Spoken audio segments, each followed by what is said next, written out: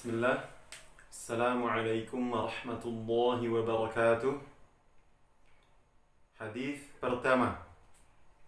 An Amiril Mu'minin Abi Hafsin Umar bin Al-Khattab radhiyallahu anhu qala سمعت رسول الله صلى الله عليه وسلم يقول إنما الأعمال بالنيات وإنما لكل امرئ ما نوى فمن كانت هجرته إلى الله ورسوله فهجرته إلى الله ورسوله ومن كانت هجرته لدنيا يصيبها أو امرأة ينكحها فهجرته إلى ما هاجر إليه رواه البخاري ومسلم.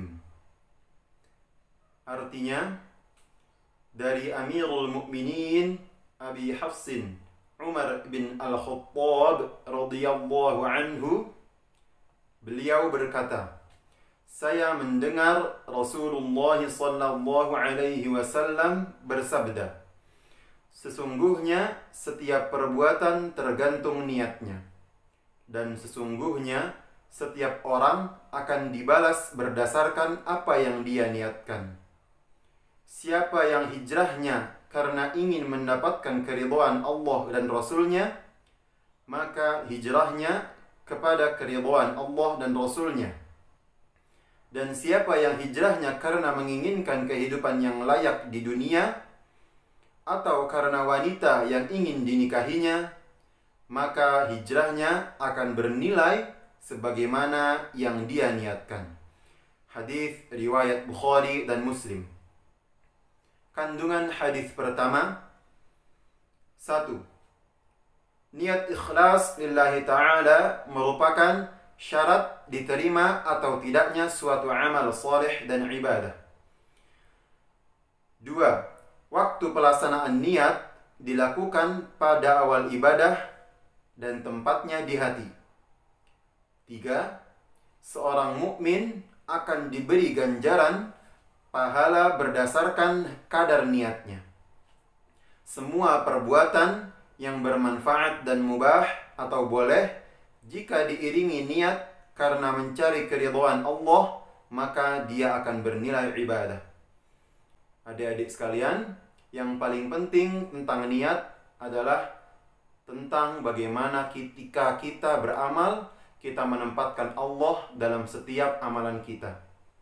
Seperti yang sudah dibacakan di poin 4, setiap perbuatan yang bermanfaat atau mubah berarti Islam tidak mengaturnya, atau Islam membebaskan manusia boleh dilaksanakan atau tidak, itu bisa menjadi pahala di sisi Allah ketika kita menghadirkan Allah dalam amalan tersebut.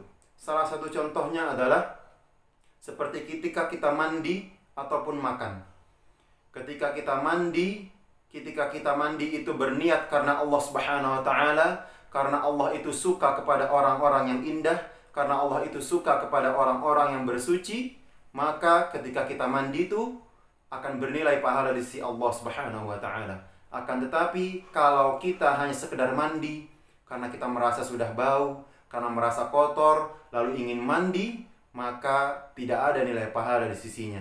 Akan tetapi kalau kita mandi karena Allah Subhanahu wa taala, apalagi karena ingin menyambut salat, ingin menyambut ibadah, maka insya Allah akan pahala di sisi Allah Subhanahu wa ta'ala. Sama seperti makan. Kalau ketika kita makan, kita ingin dengan makan tersebut kita mampu beribadah kepada Allah Subhanahu wa ta'ala, dan jangan lupa ketika kita makan selalu ingat Allah dengan mengucapkan doa sebelum makan, Bismillah, maka insya Allah itu akan bernilai pahala di sisi Allah. Akan tetapi kalau hanya makan saja, ketika kita lapar pengen makan, apalagi tanpa baca doa, maka itu tidak dinilai ibadah di sisi Allah Subhanahu wa ta'ala. Adik-adik sekalian, mudah-mudahan penjelasan dan pembacaan hadis pertama ini bermanfaat buat adik-adik sekalian. Dan jangan lupa baca hadisnya yang benar-benar dibaca. Jangan sampai salah huruf, salah harokat.